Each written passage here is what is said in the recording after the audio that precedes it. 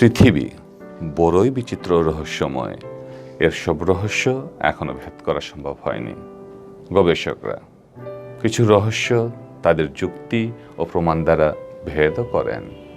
আবার কিছু কিছু রহস্যময় জায়গা রয়েছে যেখানে এখনো মানুষের পা পড়েনি। আজ সেরকম কিছু জায়গার বর্ণনা নিয়ে আমাদের আজকের মায়াজালের আয়োজন। আশা করি জায়গাগুলো সম্পর্কে জানতে ভিডিওটির শেষ পর্যন্ত আপনারা দেখবেন। আর আপনাদের সাথে রয়েছি আমি সত্যজিৎ সিংহ। সমুদ্রতলে লুকানো শহর আটলান্টিস বিশ্বের সর্বশ্রেষ্ঠ রহস্যের একটি। সমুদ্রের গভীরে যেন রয়েছে অচেনা আরেকটি জগৎ। আটলান্টিসের নিচেই খুঁজে পাওয়া গেছে পর্বতমালার কিছু অংশ। তাতেই বুঝে নেওয়া গেছে অজানা জগতের কত অল্পই চেনা হয়েছে।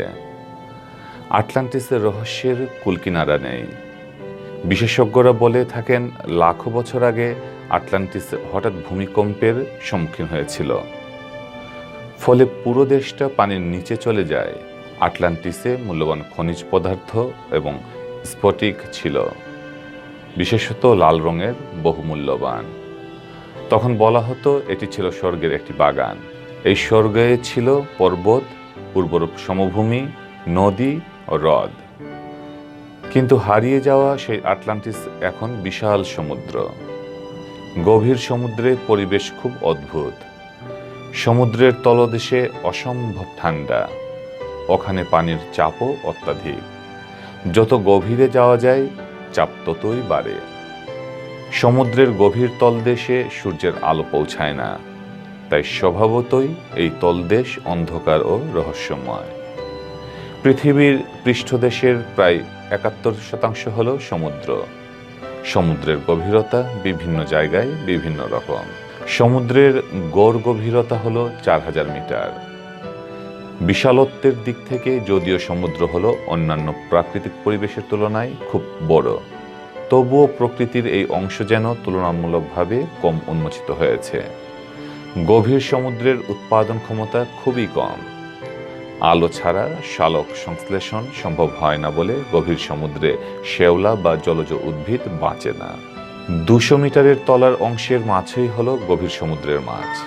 এই অংশের পানির চাপ বেশি, তাই ওই অংশে বাস করা প্রাণীদের শরীরের ভিতরেও একই রকম চাপ থাকে।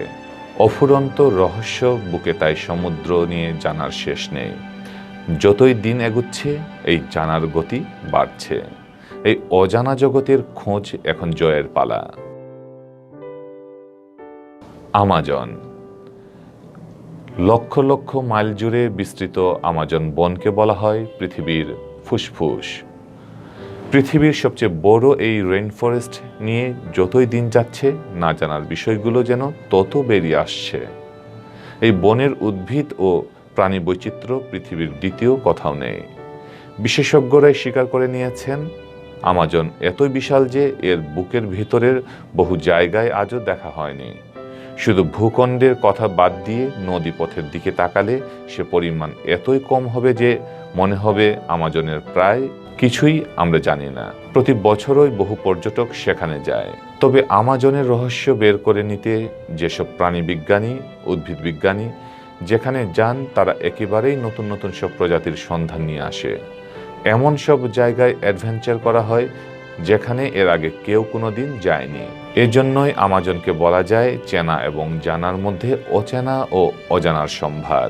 দক্ষিণ আমেরিকার আমাজন নদীর বিধৌত অঞ্চলে অবস্থিত বিশাল বনভূমি। এই আমাজন ছেয়ে আছে ৭০ লক্ষ বর্গ কিলোমিটার। ৯৫ লক্ষ বর্গ কিলোমিটার এলাকাটি মূলত আর্দ্র জলবায়ু রয়েছে। আমাজন অরণ্য ৬০% রয়েছে ব্রাজিলে, ১৩% রয়েছে পেরুতে এবং বাকি রয়েছে Colombia, Venezuela, Ecuador, Bolivia, Guyana, Suriname এবং ফরাসি গায়ানা। পৃথিবী জুড়ে যে রেইন ফরেস্ট তার অর্ধেকটাই এই অরণ্য নিজেই। নানান প্রজাতির বাসস্থান হিসেবে সমাদৃত এই আমাজন। বরফে ঢাকা অঞ্চল। মাটির ভূখণ্ড, মরুভূমি আর মহাসমুদ্রের অথই জলরাশির পর সেরা আকর্ষণ বরফে ঢাকা অঞ্চলগুলো। এসব অঞ্চলে মানুষের যাতায়াত খুবই কম। বরফে ঢাকা অঞ্চলগুলোর সবচেয়ে বড় অংশই উত্তর আর দক্ষিণ মেরুতে বিস্তৃত। দক্ষিণ বা উত্তর দুই মেরুই হিমশীতল, তবে এর মধ্যেও পার্থক্য আছে। তুলনামূলকভাবে দক্ষিণ মেরু বেশি ঠান্ডা। শীতকালে দক্ষিণ মেরুর তাপমাত্রা -70°C পর্যন্ত হয়ে যায়। গরমকালে -25°C, গরম তাপমাত্রা -51°C। উত্তর মেরুর তাপমাত্রা এর চেয়ে বেশি। সেখানে শীতকালে -43° ও গরমকালে -26°C। এই পার্থক্যের মূল কারণ হল দক্ষিণ মেরুর বরফের স্তর উত্তর মেরুর চেয়ে অনেক বেশি। এজন্য সেখানে সূর্যের তাপের খুব কম অংশই দক্ষিণ মেরুর অ্যান্টার্কটিকা মহাদেশের মাটি পর্যন্ত পৌঁছায় বা সেই তাপ ধরে রাখতে পারে। সূর্যতাপের প্রায় 80% পুরু বরফের স্তরে প্রতিফলিত হয়ে ফিরে যায়, ফলে সেখানে বেশি ঠান্ডা। ভূপৃষ্ঠে যত ভৌগোলিক অঞ্চল আছে তার মধ্যে মেরু অঞ্চলের মতো বিশেষ করে গ্রিনল্যান্ড আর অ্যান্টার্কটিকা মহাদেশের রহস্যময় রোমাঞ্চমণ্ডিত স্থান আর নেই। এখানে রয়েছে তরুণ পর্বতমালার চির তুষারাচ্ছাদিত সুউচ্চ গিরিশৃঙ্গগুলো। মেরু অঞ্চল বা হিমমণ্ডলের উষ্ণ সীমান্ত বরফে ঢাকা অঞ্চলের শুরু। উত্তরে আর দক্ষিণে মহাদেশগুলোর সীমানা শেষ হলেই হিমমণ্ডলের শুরু।